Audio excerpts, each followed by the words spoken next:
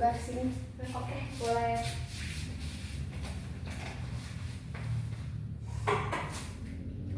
Oke, baik. Sebelumnya apa kabar Mbak Tia? Alhamdulillah baik. Alhamdulillah. Kalau boleh tahu, Mbak Tia kesininya diantar atau sendiri? Oh, kebetulan saya diantar sama suami saya. Oh, oke. Suaminya menunggu? Iya, menunggu tadi di luar. Kebetulan lagi ada waktu luang juga, jadi dia menunggu. Oke, alhamdulillah ya. Sebelumnya Mbak, kalau boleh tahu, Mbak Tia itu tahu dari siapa ya konseling individual ini?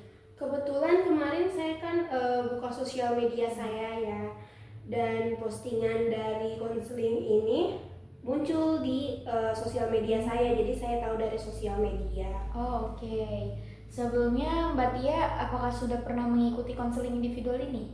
Oh, kalau untuk mengikuti konseling individual ini saya baru pertama kali, baru di sini aja. Oke, kalau Mbak Tia belum pernah mengikuti, boleh saya jelaskan terlebih dahulu ya, apa itu konseling individual. Baik.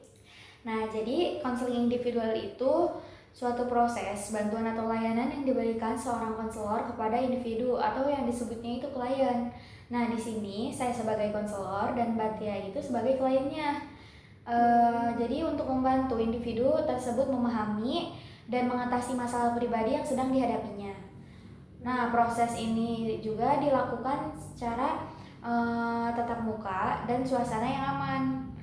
Nah, tujuannya itu untuk membantu klien memahami dirinya sendiri, meningkatkan kemampuan dalam mengatasi masalah, mengembangkan potensi diri, dan memperbaiki hubungan dengan orang lain. Itu tujuannya ya Mbak. Nah, sebelumnya ada yang mau ditanyakan terlebih dahulu tidak? Untuk sejauh ini belum ada yang ingin saya tanyakan. Oke, jika tidak ada yang ditanyakan, boleh saya lanjut ya. Di dalam konseling individual ini ada asas-asas juga. Nah, yang pertama itu ada asas kerahasiaan. Jadi, semua informasi yang diungkapkan klien selama sesi konseling ini akan dijaga kerahasiaannya oleh saya. Nah, yang kedua itu ada asas kesukarelaan. Jadi Mbak Tia datang ke konseling ini atas kemauan sendiri dan tidak ada paksaan dari pihak manapun. Apakah Mbak Tia sudah sukarela datang ke sini? Oh, kebetulan karena saya yang datang sendiri ya Mbak di sini, jadi mungkin sudah menjadi kesukarelaan saya untuk datang ke sini. Oh, oke, baik. Nah, yang ketiga itu ada asas keterbukaan. Jadi semakin kamu terbuka, maka sebesar juga kesempatan kita untuk memahami masalah ini itu dengan baik. Nah, terus yang keempat itu ada asas kekinian. Jadi asas kekinian itu boleh Mbak Tia menceritakan tentang mengenai masalah yang terjadi sekarang atau masalah yang sebelumnya itu terjadi masih mengganjal di hari ini. Nah, itu asas kekinian. Yang terakhir itu ada asas kemandirian. Jadi asas kemarin itu bertujuannya untuk menjadikan klien ini mandiri dalam menghadapi masalah yang dihadapinya. Jadi semua keputusan itu berada di tangan Mbak. Jadi balik lagi ke di keputusan Mbak sendiri mengambil keputusannya. Jadi seperti itu Mbak Tia. Apakah ada yang mau dipertanyakan terlebih dahulu? Oh, berarti kalau untuk asas-asas yang telah disebutkan tadi, untuk konseling saya ini bersifat rahasia ya atau bersifat private. Jadi orang lain tuh nggak bisa tahu gitu. Kalau misalkan saya konseling di sini, apa yang akan saya konselingkan dengan Mbak? Iya, jadi di dalam konseling individual ini bersifatnya rahasia. Jadi Mbak Tia tidak perlu takut karena kami jaga dengan baik. Jadi tetap aman. Baik, terima kasih. Oke, sebelumnya saya ucapkan terima kasih kepada Mbak Tia karena sudah mempercayai saya sebagai konselor untuk membantu Mbak. Sebelumnya, bolehkah kita memulai konseling individual ini? Boleh. Boleh. Oke, sebelum memulai kita baca doa terlebih dahulu ya Mbak. Baik Mbak. Oke, boleh kita membaca lafaz basmalah. Bismillahirrahmanirrahim. Oke, jika sudah selesai, kita apakah Mbak Tia sudah siap? Iya, saya sudah siap. Oke, silahkan kepada Mbak Tia yang ingin diceritakan, dipersilahkan. Baik, mungkin untuk konseling kali ini ada beberapa hal yang ingin saya konselingkan atau yang saya ceritakan. Yang paling mengganjal dalam diri saya, yang pertama itu mengenai pekerjaan ya Mbak, karena kan memang saya baru 2 sampai 3 tahun ini saya baru bekerja di tempat yang baru, jadi mungkin saya masih beradaptasi akan lingkungan, kemudian akan tekanan kerja. Namun di sini saya ngerasa belum mampu gitu untuk membiasakan diri dengan tekanan yang ada, karena memang sebelumnya saya kan bekerja di salah satu instansi swasta ya Mbak.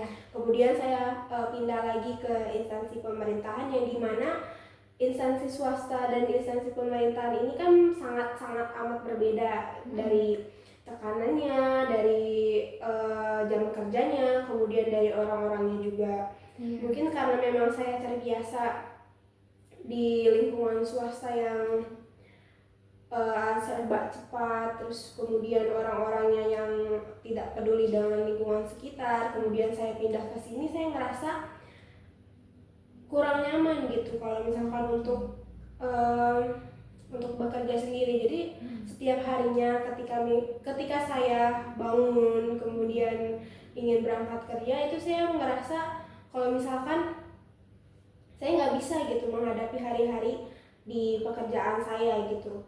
Dan saya ini kan orangnya mungkin seseorang yang nggak bisa bergaul ya, jadi saya lebih akan tertutup dari hal-hal dari orang lain maupun hal-hal di sekitar. Jadi ketika bekerja, saya harus dituntut untuk bisa berkomunikasi dengan yang lain, karena kan memang di pekerjaan saya yang kali ini saya harus bisa berkomunikasi gitu. Saya harus bisa menjadi seseorang yang lebih aktif, karena saya berhadapan langsung dengan dinas-dinas, dengan instansi-instansi maupun dengan masyarakat gitu. Akan tetapi hal yang membuat saya tidak nyaman itu ya dari rekan kerja sih Mbak, karena memang kan saya di salah satu instansi yang memang bisa dibilang di daerah terpencil ya, karena memang untuk saya sendiri yang bekerja beberapa tahun di swasta, yang dimana orang-orang dari orang-orang dari kota dan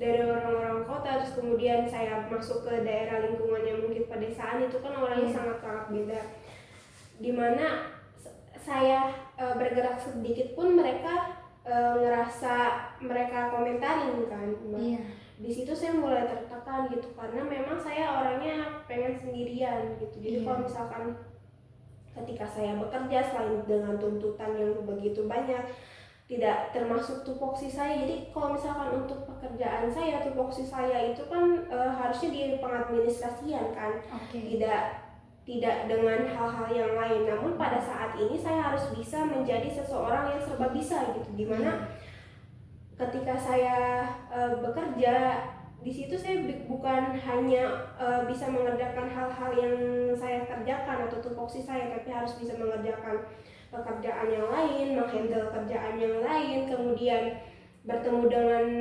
orang-orang lain ataupun dari instansi-instansi lain, itu harus dengan saya gitu. Kadang saya keteteran sendiri, kenapa sih harus misalkan saya gitu yang untuk semuanya gitu pekerjaan. Terus ketika memang saya izin pun, saya ngerasa kalau misalkan saya dihantui sama kerjaan, karena saya ngerasa saya banyak tanggung jawab di sini dan pekerjaan saya lumayan banyak kan, karena saya menghandle semua kerjaan yang orang lain kerjakan juga. Terus kemudian ketika saya izin ataupun saya sakit, saya sering ditelepon, kemudian saya merasa nggak enak gitu kalau misalkan saya lagi sakit tuh saya masih saja ditelepon-telepon gitu, saya masih saja dihantui dengan pekerjaan. Namun ketika mereka pulang, namun ketika mereka yang izin atau yang sakit, malah saya yang keteteran sendiri karena kerjaan mereka diberikan kepada saya, dan saya tidak merasa masalah seperti itu. Tapi ketika saya yang sakit atau saya yang izin,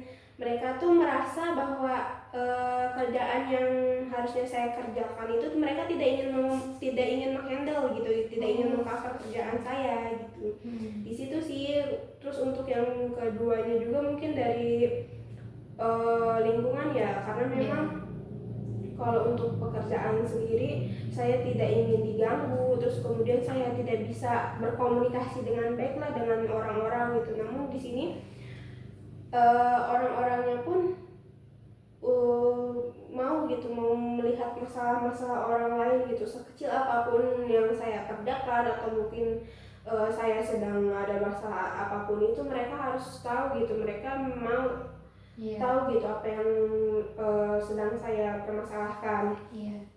Terus kemudian dari atasan sendiri gitu, saya mungkin merasa kalau misalkan karena saya baru dan juga saya istilahnya ya saya barulah di tempat kerja ini, mungkin atasan saya lebih menekan saya gitu akan kerjaan-kerjaan saya gitu. Dan saya pun untuk bilang tidak atau untuk untuk memberontak pun saya tidak bisa gitu, karena memang kan saya di sini masih baru gitu. Saya merasa kalau misalkan untuk saya bercerita atau saya menolak itu, saya ngerasa saya belum waktunya gitu untuk saya ngomong seperti itu ke mereka kan. Terus yang ketiganya juga di sini mungkin dari instansi-instansi atau misalkan dari orang-orang sih, saya tidak bisa berkomunikasi dengan baik kan dengan mereka. Namun di sini harus bisa serba cepat gitu. Kita punya beberapa aturan tapi kita harus bisa serba cepat, dimana itu pun bisa membenturkan beberapa aturan gitu. Saya tidak bisa seperti itu, tapi saya harus dipaksa seperti itu gitu. Jadi saya ngerasa mungkin lebih tertekan gitu di pekerjaan saya yang ini gitu. Untuk saya pindah pun saya kan masih terikat kontrak kan dengan di sini, dimana kalau misalkan saya mau pindah ataupun misalkan saya mau ke pekerjaan lain, di situ kan saya harus kerja 10 tahun kan, sedangkan di sini saya baru 2 sampai 3 tahunan kerja di sini.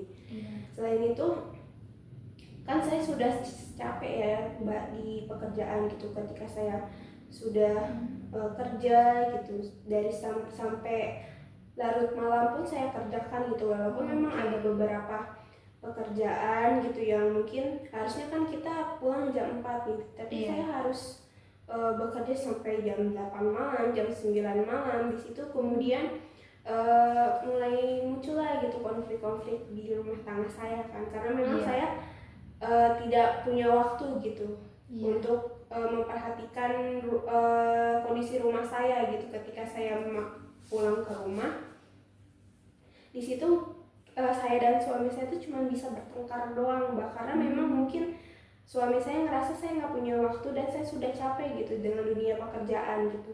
Di situ saya kayak merasa tertekan lah gitu kan.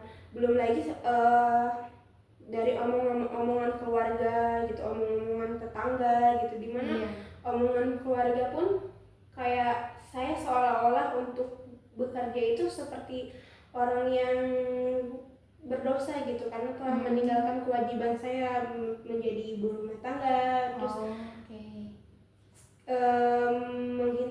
menghindari pekerjaan-pekerjaan yang mungkin harusnya saya kerjakan di rumah tapi tidak saya kerjakan gitu. Dan memang saya sekarang kan tinggalnya pindah ya Mbak, tinggal di pedesaan, dimana memang di sini tuh orang-orang tetangga gitu ataupun yang lainnya juga masih sibuk gitu dengan apa yang saya lakukan gitu. Jadi saya seolah-olah bukan menjadi istri yang baik, menjadi ibu rumah tangga yang baik, dimana saya lebih dicap sebagai orang yang gila kerja gitu. Padahal kan mereka tidak tahu ya apa yang saya kerjakan, apa yang saya rasakan di pekerjaan gitu.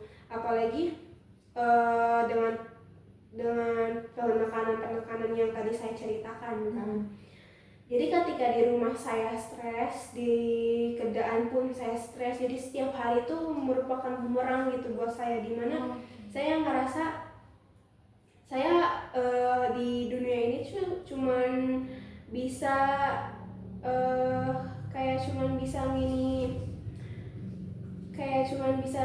orang gitu loh, jadi cuman bisa mengabulkan keinginan orang gitu, dimana ketika saya kerja saya hanya bisa mm, saya hanya bisa mengabulkan keinginan atasan saya, keinginan teman-teman saya, terus kemudian pas bagian saya di rumah juga seperti itu.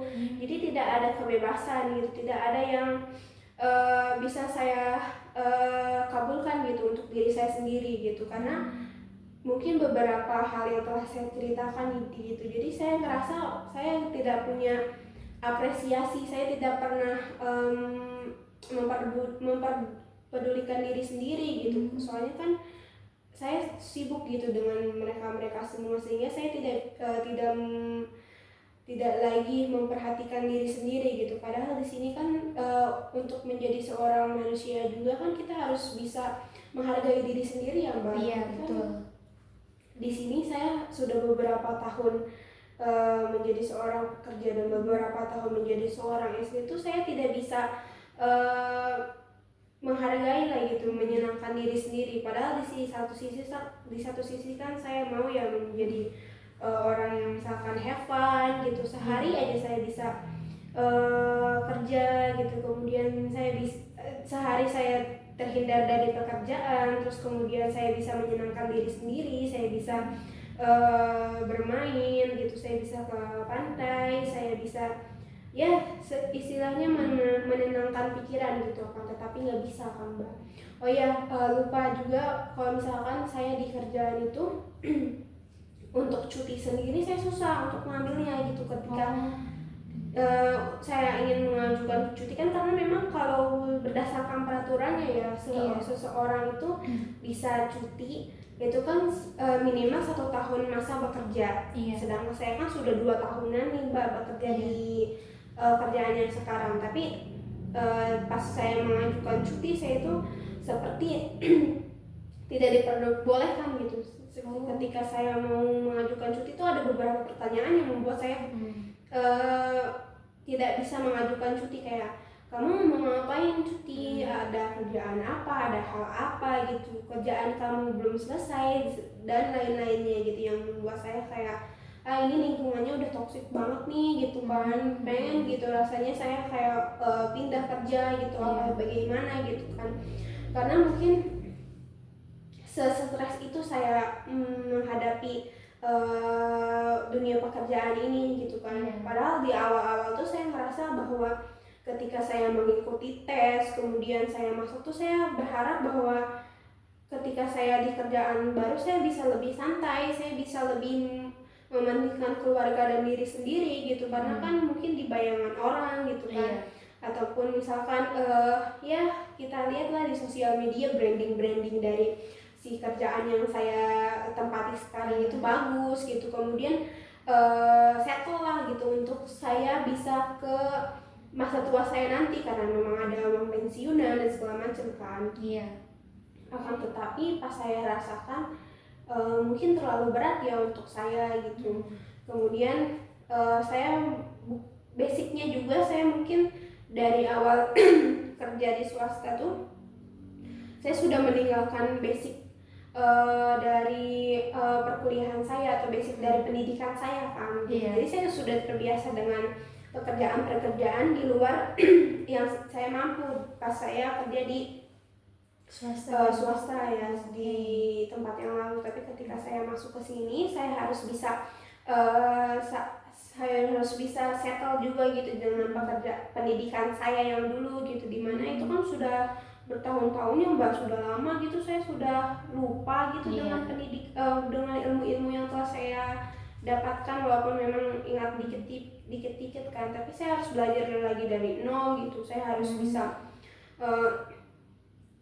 bisa belajar dari nol gitu, dimana mungkin untuk umur saya yang sekarang ya Mbak itu cukup sulit sih untuk belajar ulang gitu, tapi apa adanya ya mungkin harus bisa mengejar gitu yang lain. Terus kalau misalkan untuk saya mau belajar sendiri gitu, dimana pas bagian saya belum tahu gitu akan hal-hal ini, itu tuh saya harus dituntut tahu gitu, dituntut bisa gitu. Jadi untuk dituntut bisa, terus kemudian untuk deadline-nya sendiri menurut saya ini sih terlalu tidak manusiawi ya, karena dengan yang saya belajar dari nol, kemudian deadline-nya cuma sehari, cuma sejam, 2 jam, itu sih membuat saya muak gitu Mbak. Terus kemudian kalau misalkan untuk saya bekerja gitu, ketika saya lagi mengerjakan sesuatu tuh ada hal-hal yang memang harus urgent gitu ya, harus saya kerjakan lebih dulu gitu kan. Saya orangnya gampang ke distract Mbak. Jadi kalau misalkan saya sudah mengerjakan sesuatu terus kemudian disuruh mengerjakan sesuatu lagi, saya akan lupa dengan pekerjaan yang saya kerjakan di awal gitu. Jadi ketika saya diberikan kerjaan yang sudah deadline gitu, terus kemudian disuruh ditanyakan lagi dengan kerjaan saya yang lama gitu, yang saya kerjakan tadi itu saya akan lupa gitu. Kemudian mungkin tidak ada pemaafan gitu untuk karena kedistrakan saya itu gitu. Jadi kalau misalkan saya sudah tidak mengerjakan lagi atau saya lupa mengerjakan yang saya kerjakan sebelumnya, itu tuh saya sudah langsung dimarahin, saya sudah langsung dibentak gitu Mas sama atasan. Mungkin atasan saya gitu. Jadi yang dimana saya kan memang orang yang tidak bisa untuk dibentak, tidak bisa untuk dapat kata-kata yang tidak enak gitu di hati saya. Jadi ketika saya diberikan hal-hal seperti itu, saya kaget, dan saya mungkin waktu kemarin juga mungkin 7 harian atau misalkan 3 hari itu saya masih nangis gitu kan. Kemudian belum kalau misalkan saya kan sering menangis di rumah, nah itu tuh yang saya menangis tuh suami saya tahu Mbak. Jadi suami saya tuh sering marahin saya juga, kayak udah sih ngapain kerja lagi gitu kan, udah sih nggak usah kerja gitu kan. Kan kamu sudah saya bilangin kalau misalkan kamu tuh nggak usah kerja gitu kan, harus di rumah aja segala macam. Memang itu keputusan saya untuk bekerja lagi di sini.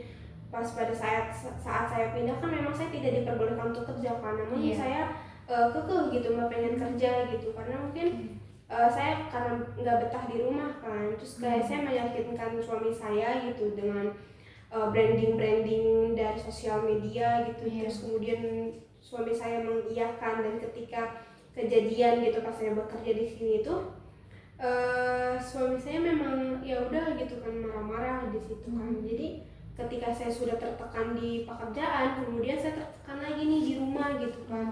Itu yang buat saya kayak mungkin capek gitu Mbak. Terus kemudian kan saya belum lagi kalau misalkan udah seperti itu tuh saya kayak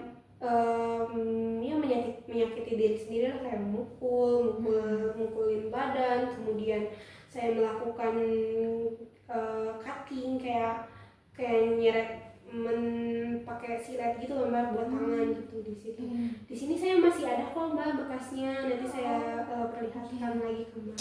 Mungkin awal-awal tuh saya nggak bisa gitu untuk konseling di sini, saya takut gitu untuk konseling gitu. Kemudian karena memang sudah tidak kuat ya saya memberanikan diri gitu untuk konseling ke sini gitu.